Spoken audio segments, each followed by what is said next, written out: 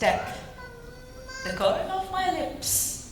I'm a woman phenomenally, phenomenal woman. That's me. No, that's not me, that's Pratyaksha actually for you. प्रत्याक्षा जी के बारे में सूरज को दिया दिखाने वाली बात होती है, क्योंकि पता है हर क्लासरूम में, मतलब यहाँ पे कितने बच्चे हाथ उठाएं? अरे वाह, इन बच्चों से इनका दर्द पूछिए। क्लास में एक बच्चा ऐसा होता है ना जो फर्स्ट भी आता है, जो स्पोर्ट्स में भी अव्वल होता है, जो गाने भी गाता है, जिसको असेंबली में भी एकदम सबसे आगे खड़ा करके चांस मिलता है, मतलब वो हर एक चीज में अव्वल नंबर होता है। वही बच्चा बड़ा होकर प्रत्याक्षा जी बन जाता है। क्योंकि and how do I even introduce her? Because Pratyaksha is a writer. She writes in Hindi, she writes in English, she writes novels, she writes articles, she writes audit papers. Because she is like CGM Finance and Power Grid and अगर आप में से जो लोग PSU community के हैं या फिर पहचानते हैं या फिर सरकारी तंत्र को जानते हैं, उन्हें ये एहसास होगा कि CGM पद वो भी वित्त विभाग में निभाना कितना मुश्किल होता है। और यही नहीं, इसके अलावा इनका एक बहुत ही मुलायम साइड भी है। वो बातचीत के दौरान इनको और जानने की कोशिश करेंगे। हम कोशिश करेंगे कि ये आधे घंटे का जो हमारा सत्र है, इसमें हम we get to know the beautiful book that Pratyaksha has written, which has been published of late. I have it in my hand. This is called पारा पारा। अगर आपने नहीं पढ़ी है तो बाहर वहाँ पर अभी हमारे स्टॉल पे उपलब्ध है, जरूर grab your copy and read it. Beautiful book. We'll get to know about this book. We'll get to know about the beautiful writer she is. और आखिरी में ये भी जानने की कोशिश करेंगे कि प्रत्याक्षा आखिर है कौन। तो इसी के साथ आरंभ करते हैं। सबसे पहले तो प्रतीक्षा आप ये बताइए, बुक से ही शुरुआत करते हैं क्योंकि मेरे हाथ में है और I have binge read this book in 2 days। मतलब शुरुआत की और बिल्कुल रखी नहीं गई फिर किताब। तो ये बताइए कि इसकी प्रेरणा कहाँ से मिली? फर्स्ट थिंग फर्स्ट, ये कि you been too kind and very sweet. So जितने एडजेक्टिव्स इसने मेरे लिए बोले वो क्लास में फर्स्ट आने वाली बात, I think it holds good for her also. So anyway, let's get out with this like praising each other and get back to the book.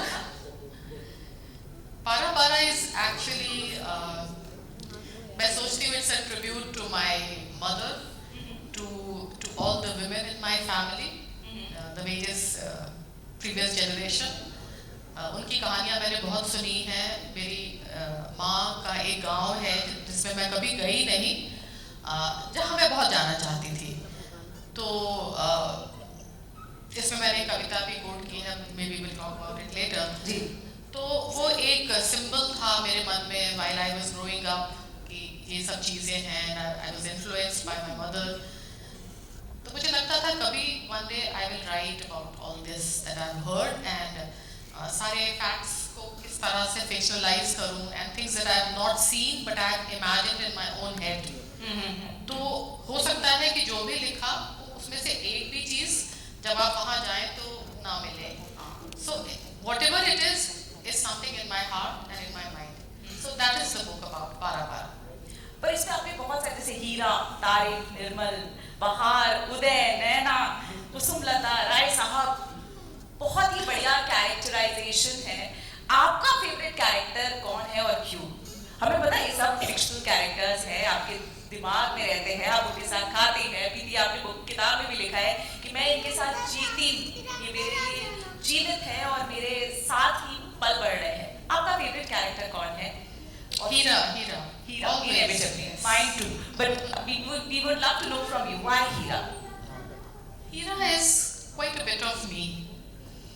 और वो कहते हैं ना कि जब आप फिक्शन भी लिखते हैं तो एक राइटर के दिमाग में या उसके दिल में जो दुनिया चलती है वो कहीं ना कहीं comes out. You are trying to hide yourself, but अगर आप कितना भी केयरफुल हो वो किसी तरीके से एक रास्ता खोज के they find their own space. So after I wrote the book I thought this is quite a lot of me. और हीरा lot of me also in one way कि जब आप when you're writing a book and you're writing a character, it gives you a way to be not ever be, and also be what you are in your innermost being, जो शायद आप possibly कभी-कभी नहीं जी पाते हैं. तो ये सारा एक तरीका होता है to be everything that you want to be and you are. तो मुझे उस हिसाब से लगता है कि हीरा मेरे दिल के करीब है. क्या बात है. एक और बड़ी प्यारी सी लाइन है किताब में और प्रत्यक्षा जी लिखती हैं, उन सारी मोहब्बतों के नाम जिसने हमें अमीर बनाया. तो थोड़ा जिक्र हो जाए उन मोहब्बतों का. बहुत तरह के मोहब्बत और बहुत सारी बातें जो मैं यहाँ नहीं करूँगी. ये अपने लखनऊ के लोग हैं, अपने ये परिवार है, आप बिल्कुल कर सकते हैं. ये तो मोहब्बत का जिक्र तो होता है. नहीं, ये मोहब्बत तो अगर ये किताब पढ़ लेंगे तो इनको मेरे जो सारे सीक्रेट्स हैं वो पता चल जाएंगे. अच्छा चलिए हम आपकी let us also get to know the writer that you are. एक बड़ा क्लीशे क्वेश्चन है, बहुत जगह आपसे पूछा हो गया. How do you manage both? I mean I know this कि आप जिस भी मंच पर जाते हैं शायद सबसे पहला सवाल आपसे यही होता है कि आप ये दोनों कर कैसे पाते हैं, क्योंकि आप the position that you hold in PGCIL as CGM finance, उसमें जो काम है वो 7-8 घंटे का नहीं है, वो 24/7 into 365 डेज वाला काम है. प्रॉब्लली संडेज भी नहीं मिलते आपको. And then you have managed to write and pen down 11 books. I'm as surprised. Seriously. But sometimes I look back. मैं कभी-कभी मजाक में बोलती हूँ कि I'm a weekend writer, you know, which is मजाक only, क्योंकि weekend writer कहना अपने the writer within you, आप उसको कहीं reduce कर रहे हैं. तो writing is a process जो आपके मन में हमेशा चलता रहता है. It's always there, you know, आप ऑफिस में बात कर रहे हैं, ऑडिटर्स को अपील कर रहे हैं, doing whatever, and it is there with you, and you are at home, and घर की 50 चीजें आपके साथ में चल रही हैं. वो सबके साथ में वो किताब या जो कैरेक्टर्स हैं, स्टोरी स्टेज विद इन यू. लिखना जो एक फिजिकल एक्ट है of putting those things down on paper, उसमें it's I believe it's more like sitting down, you know, disciplining yourself. तो मुझे लगता है कि अगर आज मैं लैपटॉप लेके बैठ जाऊंगी तो I will be able to write, because the things are already there inside you. तो वो अपने आप को खाली डिसिप्लिन करना होता है, you know, early morning. It is about time management. Yeah, absolutely. So how do you do that? I mean, do you schedule your day? How do you schedule it? Do you write every day? No, I don't. And बहुत लंबे stretches होते हैं जहाँ मैं लिखने के बारे में सोचती भी नहीं हूँ. You know, the physical act of sitting down and writing. So the things are there in the head. पर कभी अचानक से मन किया तो like early morning I get up, and mostly Friday nights are good time. You know, 2 दिन छुट्टी है. You don't have to go to office probably अगर कुछ ऑडिट नहीं चल रहा तो.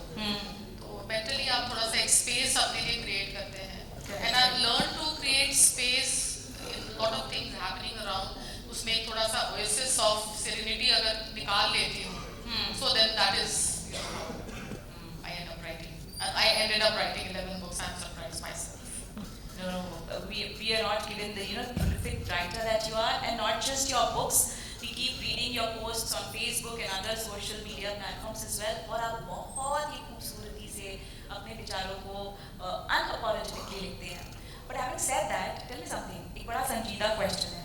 मेरे बहुत सारे साथी यहाँ पर ऐसे हैं जो ऑलरेडी फुल टाइम वर्क में हैं. खान सर दिख रहे हैं, अदिति दिख रही हैं वहाँ पे, बहुत सारे और भी लोग हैं जिनको जो फुल टाइम जॉब भी कर रहे हैं और आर्ट में भी दिलचस्पी रखते हैं, आर्ट क्राफ्ट से. क्या ऑफिस से ऐसे क्वेश्चन मार्क के साथ आपको देखा जाता है कि अरे ये तो इसी में लगी रहती है, ये काम क्या करती होगी? नहीं, शुरू में तो ये बहुत फेस करना पड़ा था. So I was trying to always, you know, underplay my writing. कभी मैंने you underplayed your writing? Yeah, in office. Okay. So किसी को नहीं बताती थी कि मैं लिख रही हूँ या मैं छप रही हूँ. Okay. And that was one part of life. It was totally like hidden. Dr. Jekyll and Mr. Hyde वाला जो I was that, you know. And similarly, जब मैं writing वाले area में जब मैं उन दोस्तों से मिलती हूँ, तो I try never to talk office with them. Probably they will. If I say, I mean, I've had friends who've been so kind कि मैं कहती हूँ I'm so busy. तो वो मान जाते हैं इस बात को, वरना I think कि कोई कहेगा सरकारी नौकरी में हो क्या आप क्या बात कर रहे हैं. People have that stereotype conditioning कि ये तो ऐसे ही मजे कर रही होंगी ऑफिस जाके. है ना? So, but yet friends are there who have believed in me. जब मैंने phones नहीं उठाए हैं, and I, you know, send a cryptic message कि मैं बहुत busy हूँ, I'll call back, and I've not called back. अच्छा, तो वो तो वहीं पर होंगी अपने मतलब इधर वाले लोग सोचते हैं कि वहाँ करती क्या है और उधर वाले लोग सोचते हैं कि तो कहानी लिख रही हैं, तो it's like both words being difficult.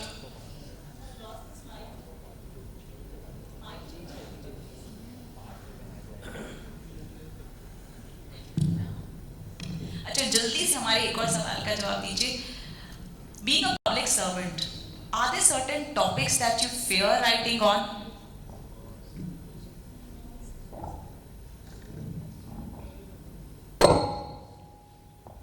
I've been cautious and alert about things, and I've written things जो मैं public domain में लेके आई हूँ, and I've had people advising me कि ये शायद सही नहीं है. लोगों ने CDA rules quote किए हैं मुझे. Okay. Yeah, that also. For example, if you could share an example. मैंने एक बार Facebook पे पोस्ट लिखा था, शाहीन बाग वो सब चल रहा था उस वक्त.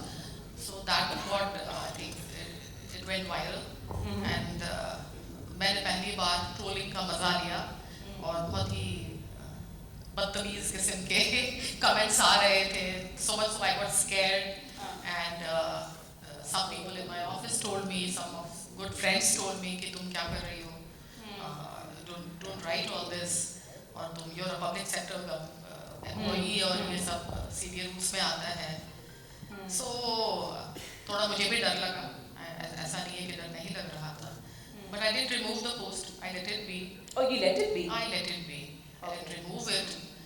और मैंने देखा घर में, my husband also told me कि I think you're playing with fire. I said ठीक है, देखते हैं, कुछ दिन और देखते हैं, something कुछ और आएगा तो फिर देखेंगे, सोचेंगे. तो क्या कई बार ऐसा होता है कि आप किसी चीज़ पे अंदर से आवाज़ आती है कि इस पे लिखो? It could be religion, it could be something against the establishment, it could be something pertaining to your office में भी, जो आप ऑफिस पॉलिटिक्स देख रहे हैं, बॉस के साथ रिलेशनशिप, सबऑर्डिनेट्स के साथ जो पॉलिटिक्स हो रही है, you want to write about it, but still you have to stop yourself. So do you stop yourself at that time or you go for it? I have not stopped myself, and funnily, some of my bosses have, those who know that I write and who are also interested in literature, have really asked me कि when am I appearing in your next story? मैं हूँ कोई किरदार क्या? नहीं, ये तो मेरे से भी बड़ा बोला जाता है. मेरे तो दोस्त ही आगे बोलते, देखो ये पर्सनल बात बता रहा है, तुम्हें लिखना मत कहीं पर. तो नहीं, मैं तो बोल देती हूँ दोस्तों को कि this one I'm going to use. Yeah, totally. Okay. Also, what is your writing style? Do you? I mean, let's know the writer that you are. Do you write traditionally, कागज कलम लेकर लिखते हैं और उसके बाद, या फिर डायरेक्टली आप लैपटॉप पर डालते हैं? नहीं, नया टेक्नोलॉजी अगर ये नहीं करेंगे तो फिर बड़ी दिक्कत हो जाएगी. So I write straight away on laptop, makes things easier. उड़ाना है तो उड़ा दिया, reshift करना है. जैसे for instance in Para Para, the first chapter was something else in the beginning, and when the book was finished and I realized कि बहुत थोड़ा सा abstraction में है, which had happened with my earlier book. बारिशकर में the first 20 pages is about a house. Yes. So many people told me कि हम लोग, कुछ लोग तो बेचारे 10 पेज पढ़ के ही वो निराश होकर छोड़ दिए कि इसमें कोई कहानी नहीं है. I don't like that, so I was enjoying that also. And then I thought कि अगर वो एक बार कर लिया है तो let me do something else this time. So मैंने third या fourth chapter को I shifted it to first chapter, also because I thought कि एक कहानी में शायद पाठक को एक easy entry होती है तो आसान होता है. Maybe मेरे लिए I write quite a lot in abstraction, though not in this book, of course. But मुझे लगता है कि सब चीज़ बहुत ही अंडरलाइन करके और 4 बार बताया जाए पाठक को, तो वैसी लिखाई में ना मेरा इंटरेस्ट है, ना मैं वैसी चीज़ पढ़ना चाहती हूँ. और मेरा मानना है कि पाठक बहुत इंटेलिजेंट है, so they don't need कि हर चीज़ परोस के सामने दिया जाए. कुछ सांकेतिक चीज़ें होती हैं तो उसको खोजने का और उस नैरेटिव को अपना बना लेने का एक ईज जो होता है, that I want to give to the readers. Yes, completely agree, and with your permission, एक बहुत ही खूबसूरत सा एक पैराग्राफ है इस किताब का, अगर आपकी इजाज़त हो. Please go ahead. Just to give you all a flair of the book Para Para, please allow me to read छोटा सा एक पैराग्राफ है, बड़ा खूबसूरत सा है. मैं सोचती थी कि बाकी लड़कियों ने तुम्हें कैसे छोड़ दिया या कैसे जाने दिया. मैं कभी तुम्हें अलग नहीं कर सकती. तुम्हारे बिना मैं बिन दे की फड़फड़ाती कमीज हूँ. मेरे भीतर इतनी खाली जगह थी जहाँ से तुम्हारे शब्द भीतर चले आते, खुआते और खुशबूदार हरे भरे पेड़ बन जाते. मुझे खुद पर हैरानी रानी होती। क्या दूसरे भी मेरे भीतर पनपती इस खुशबू को महसूस कर पा रहे हैं? आओ मेरे साथ, रात मेरे साथ चलो। रात रानी की खुशबू मेरी सांसों में है, मेरे शरीर में लय है। फिर एक दिन तुमने कहा तुम मेरी जुड़वा हो, और मेरे शरीर को ढक दिया था। मैं हैरान थी, चिल्लाई थी, झगड़ा किया था। क्यों क्यों? तुमने मुझे स्नेह से देखा था लेकिन कहा कुछ नहीं था। कोई और औरत है तुम्हारी जिंदगी में? तुम चुप रहे थे। बताओ मुझे, तुम फिर भी चुप रहे थे। अच्छा, तो इसका मतलब है कोई। मैं गुस्से से सील रही थी। मैं उसका दिल बाहर निकाल देती, उसको पैरों तले मसल देती, आग लगा देती। पर तुम मुझे प्यार करते हो उतना ही जितना मैं तुम्हें करती हूँ, लेकिन अब मुझे तुमसे नफरत है, जीवन भर रहेगा। मैं बीमार पड़ गई थी, जैसे किसी ने पेट में घूंसा मार दिया हो, या फिर किसी एक्सीडेंट से गुजरी अपनी दिशा खो चुकी हूँ।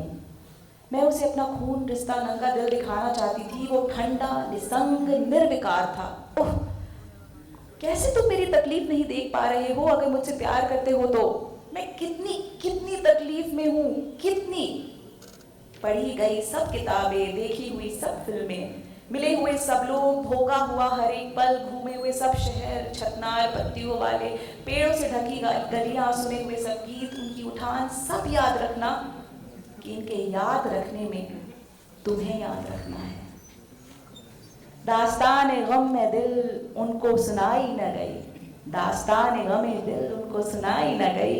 बात बिगड़ी थी कुछ ऐसी कि बनाई न गई।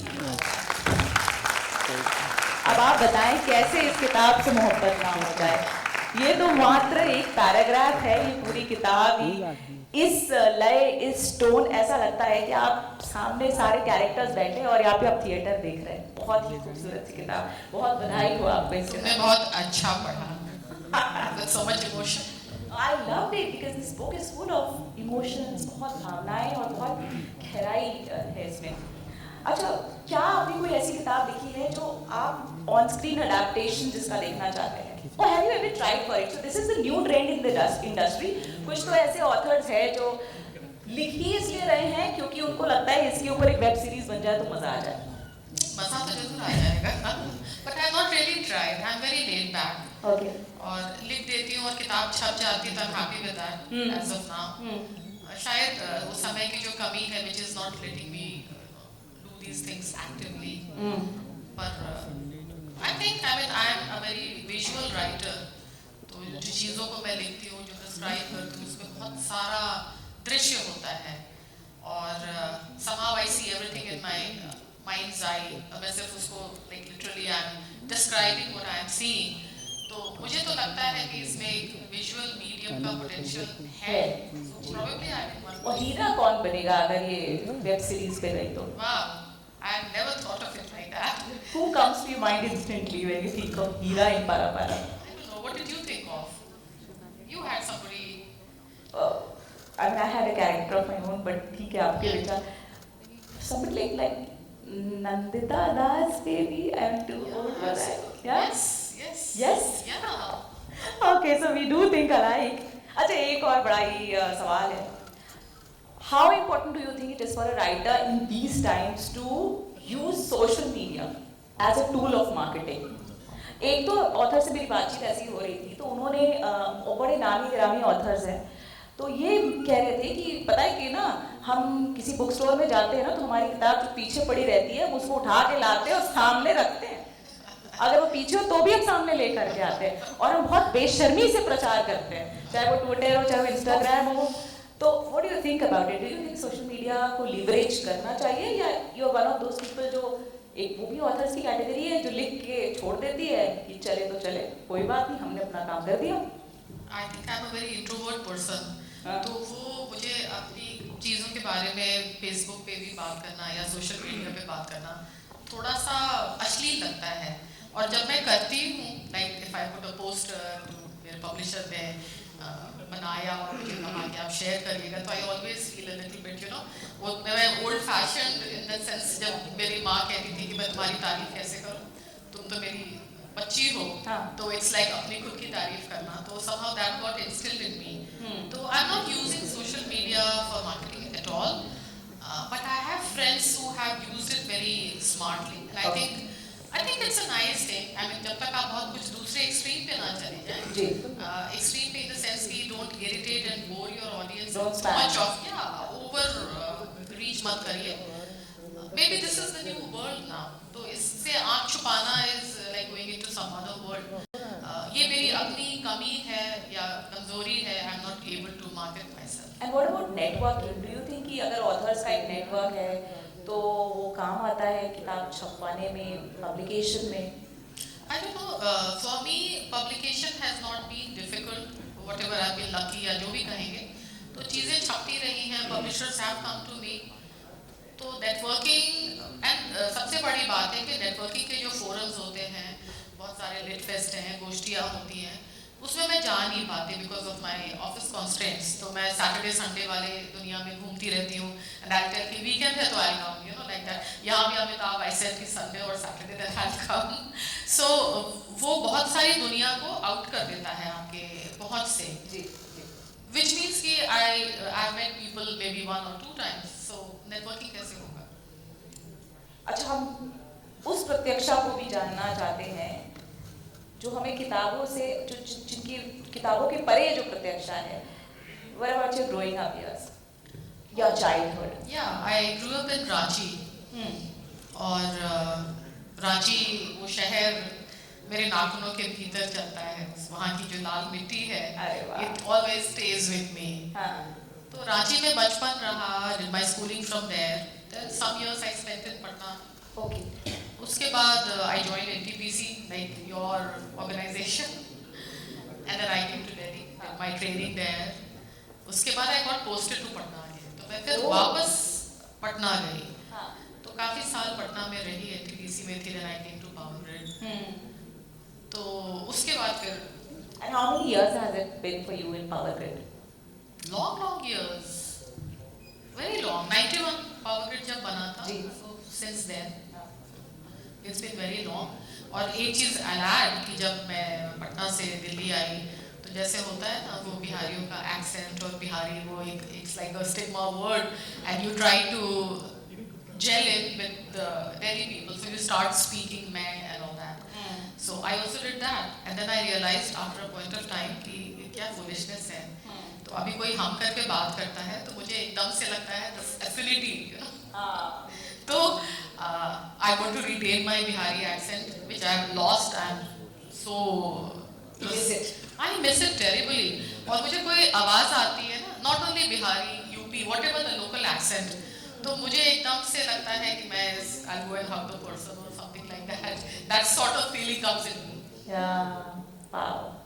I can totally relate to it क्योंकि लखनऊ हमारा शहर है, मतलब, और यहाँ की तहजीब, यहाँ के लोग, यहाँ की भाषा, यहाँ की मोहब्बत. तो जब हम यहाँ से दिल्ली गए ना तो अभी 2-3 साल ही हुए हैं, but I so miss this city.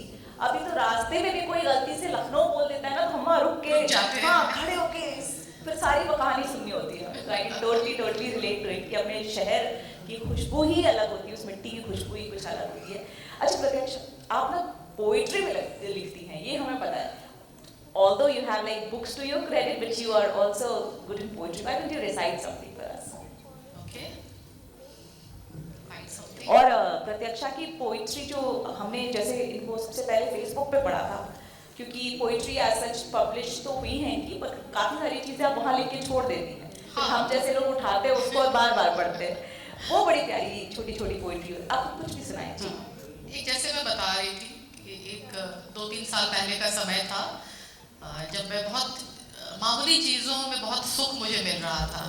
और ये जो स्टेट ऑफ माइंड है वो हर समय आपके पास नहीं होता. So you are lucky when you get it. तो जब है तो उसको आप खूब उसका सुख उठाइए. तो उन दिनों मैंने एक सीरीज लिखी थी कविताओं की, and they are all on Facebook only, nowhere else. तो वो मामूली चीज़ों की फहरिस्त करके 1, 2, 3, 4 ऐसी सीरीज थी.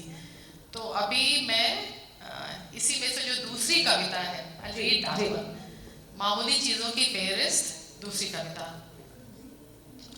सफेद बालों वाली औरतें, एक चोटी, या ढलकते अनमने से जुड़े में छापे वाली मुचड़ी साड़ी में मुझे बड़ी अच्छी लगती हैं।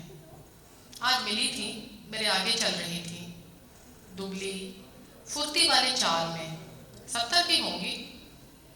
मैं उनको पार करते उनका चेहरा देखती, बुदबुदाकर कहती हूँ माँ।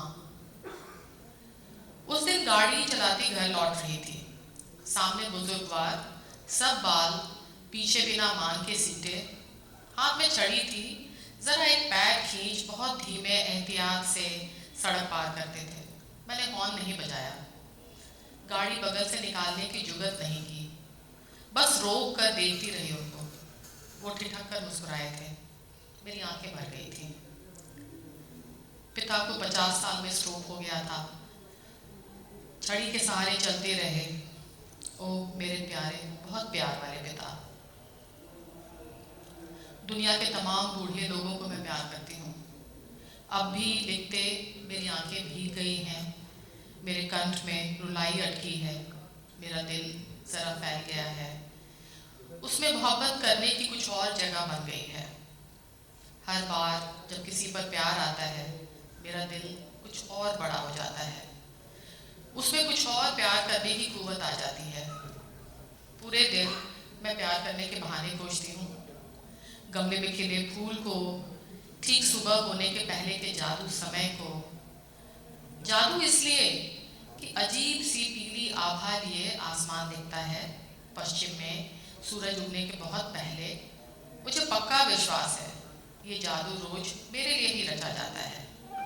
रात में हाइडी की तरह तारों वाले आसमान को देखते, उस समय पर रेडियो, पुरानी तस्वीरें, बीते समय, जाने किस किस पर, अनजान लोगों पर भी, न देखी जगहों पर, किसी भी भाषा के संगीत पर, लोगों के अलग अलग उच्चारण से, हिंदी बोलने पर, देहाती शब्दों पर। और फिर लौटकर जांचती हूँ दिल के किसी कोने में नफरत और हिंसा तो नहीं छिपी रही अब भी। जरा देखो और कितना कितना मेरे आसपास दुनिया में है मोहब्बत करने के लिए। मोहब्बत में दिल कितना बड़ा हो गया है और मैं कितनी हल्की। ऐसे हल्के होना भी बहुत अच्छा लगता है। क्या बात है।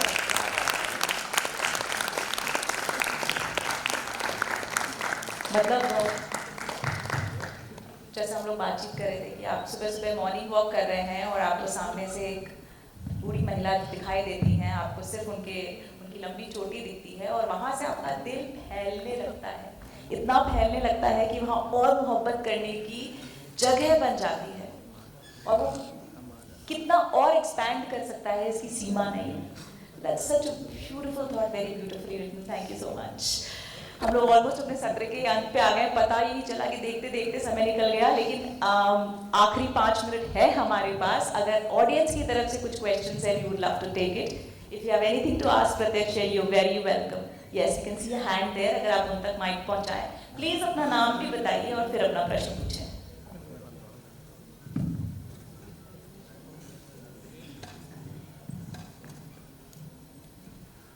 मेरा नाम मयूर है। हेलो मयूर, प्लीज पूछिए। अभी आपकी पूरी जर्नी के बारे में बात हुई कि आप कैसे टाइम मैनेज करती हैं, कैसे आप सीजीएम को भी मैनेज कर रही हैं, बुक राइटिंग भी कर रही हैं। उसमें एक प्रश्न जो है मुझे लगा कि अभी भी विलुप्त है, जो कि शायद पुरुष समाज की ओर से है, कि जो भारतीय महिलाओं में ये एक बड़ा क्वेश्चन रहता है कि शायद मैं वो सब नहीं कर पाई क्योंकि शादी नहीं हुई। वो कई बार भी सुनना पड़ता है कि मैं ये कर सकती थी लेकिन शादी हो गई, किसी को शादी नहीं। देखो अपनी 2 दोस्त से बात करती है और आपको पता लगता है कि वो हो रहा था कि शादी नहीं जल्दी करनी चाहिए। ये हर घर का है, आप लेकिन आपने किया और आप दोनों शादीशुदा हैं। तो मैं इसका उत्तर पहले आपसे और आपका वर्जन दोनों का चाहूंगा कि वो मैसेज क्या है उन महिलाओं के लिए और पुरुषों के लिए कि वो ऐसा क्या करें कि वो रुकावट ना करें। यही मेरा प्रश्न है। अरे बाप रे बाप, स्टॉप कर गया। बोलिए प्रतीक्षा, बोले।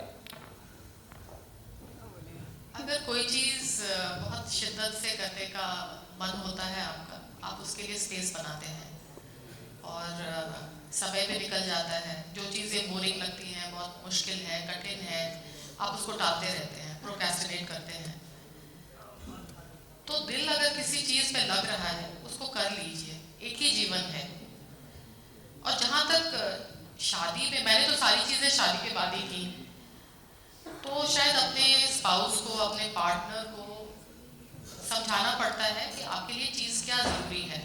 वो भी आपको समझाता है, आप उसको समझाते हैं, और दोनों के बीच में अगर थोड़ा रिस्पेक्ट और अंडरस्टैंडिंग और दोस्ताना है, मोहब्बत तो मैं मानती हूँ कि इन मैरिजेस में हो ही जाती है।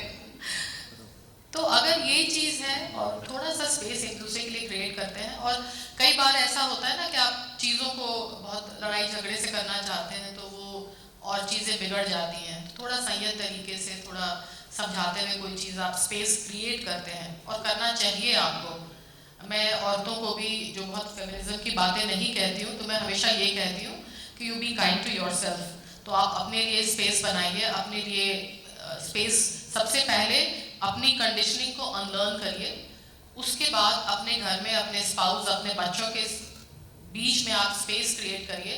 अगर आप अपने लिए कर लेती हैं, then only you can do it for the society and for others. तो दिल की बात है, दिल की बात को माननी चाहिए, और पैशन को तो ज़रूर फॉलो करना चाहिए। वो आपको एक होलसम और हेल्दी ज़िंदगी जीने का मौका देता है, और अगर आप खुश हैं तो आपकी फैमिली भी खुश होती है। I'll pick up the cue from where प्रत्याशा left, and मयूर, अब आपने पूछ दिया है तो आप फिर अब सुनी लीजिए। सबसे पहले तो ये चीज़ कि आई थिंक लाइफ बड़ी इजी हो जाती है अगर आपके लाइफ में फेमिनिस्ट मैन हों।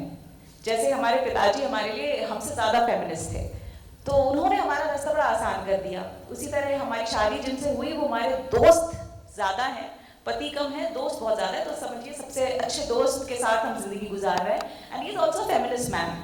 तो मेरे लिए ज़िंदगी बहुत अच्छी हो गई। तो अगर आपकी शादी उनसे हुई है जो आपको समझते हो और आपके साथ दोस्त हो, तो बहुत इजी हो जाएगा रास्ता। वरना जहाँ आपने पूछा, बिल्कुल बात वही है, बिल्कुल मत करो शादी, कोई ज़रूरत नहीं है। Take care of yourself, do what you want, live life, खूब घूमो, खूब पढ़ो, जो मर्जी आए करो। जब किसी का साथ पकड़ो तो फिर इसलिए पकड़ो क्योंकि हाँ, उससे बेहद प्यार और निभ जाएगा। Otherwise look for the reasons of getting married, not just for the sake of it. I think I see it that way, and that's what I keep telling my children also. So I have 2 girls and I keep telling them, देखो भाई, देख लो, कोई ज़रूरत नहीं है उसमें ऐसे घुसने की, ना भी करो तो भी चलेगा। Find a good reason to be happy and live. That I think is very important. अच्छा, इससे पहले कि हम अपना सत्र बिल्कुल ख़त्म करें, कहते हैं ना किसी इंसान को बहुत अच्छे से जानना हो तो 2 चीज़ें करो। एक तो उसके साथ कोई गेम खेल लो, है ना। अगर आप उसके साथ कोई मैच खेल लेंगे, कोई गेम खेल लेंगे, तो उसके सारे रंग रूप विशेषण गुण सब निकल आ जाएगा, ठीक है। पर हमारे पास उतना समय नहीं है, तो हम दूसरा एक तरीका करते हैं, हम रैपिड फायर खेलते हैं। मुश्किल से 2 मिनट, यहाँ कॉफी विद करण तो है नहीं, पर के से केना है तो फिर वो कर सकते हैं। हम क्विकली एक रैपिड फायर खेलते हैं और देखिए कैसे प्रत्यक्षा सामने आ जाते हैं। Ready for rapid fire everybody? तेज से बोलिए, वरना हम ऐसे बैठे रहेंगे सारी रात, यही निकलेगी। कड़क चाय विद केना, यस। मगर इसके कुछ रूल्स हैं। रूल्स ये है प्रत्यक्षा मैम, दोनों ऑप्शंस में से एक चुनना ही पड़ेगा, ज्यादा टाइम लेना नहीं पड़ेगा, पॉलिटिकली करेक्ट रहने की, बोथ या कोई थर्ड आंसर देने की, है ना। Okay, on your mark. So very seldom do I get an opportunity to question my seniors like this. Chalo, 1, 2, 3, start. Very cute questions actually. Mountains or beaches? Beaches. Chocolate या vanilla? Vanilla. कड़क चाय या फिर wine? Wine, always. Red या white? White. Poetry या finance? Always poetry. हाँ, हिंदी साहित्य या classic English literature? Hindi side. Although I have read a lot of Angrezi, but Dogs या cats? dogs. I have a dog at home. Ah, see, I told you ना, अभी पता चलेगा और बहुत कुछ। Dawn या dusk? Dawn. हाँ, जय श्री राम या लाल सलाम? None. That wasn't in the option. आदाब। आज हम सेशन में बहुत बढ़िया एक सेशन था दिन में, जिसमें उन्होंने बड़ी अच्छी बात कही नवाब साहब ने कि लखनऊ में सलाम वालेकुम और नमस्ते रिलीजन से जुड़ा था, तो ग्रीटिंग के लिए अदब से जोड़ के आदाब कहा गया, तो आई गो फॉर आदाब। चलिए हम ये ले लेंगे, ना लाल सलाम ना जय श्री राम, आदाब। क्या बात है। Your favourite contemporary Hindi author? Gitanjali is of course a half generation senior. Yeah. But Great Saadi. I've loved the book. Okay. How do you start your day? Quickly, one line. Chai. Favorite web series of late? What have I watched? Totally blank अभी. But I watch TV a lot. So which serial? वही अभी एकदम से I'm so blank. Okay. What is that one word that you use very often in a day? I use shit a lot. Shit.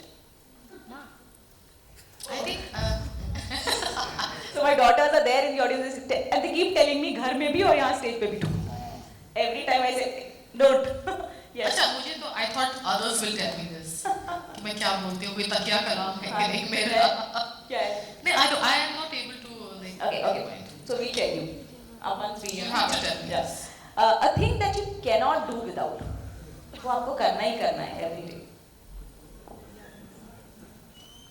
That's a tough one.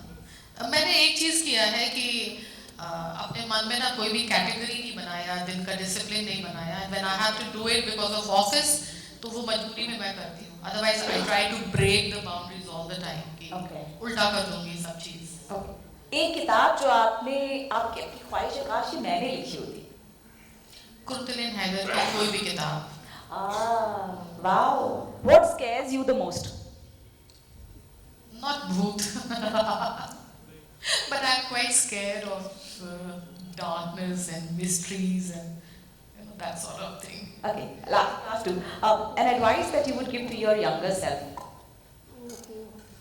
I think I did things very late and I was very laid back. Probably जो सपने आप देखते हैं उसको आप हमेशा टालते रहते हैं कि कभी करेंगे, one day I'll do it.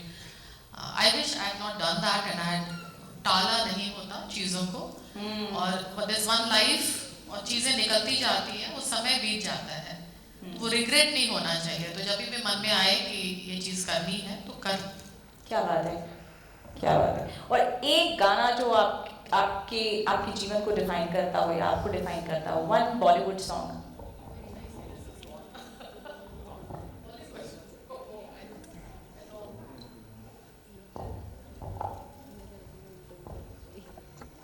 These are tough questions. I wish she had given me some advance. तो मैं फिर मैं सोच के आती, I would have given a witty answer.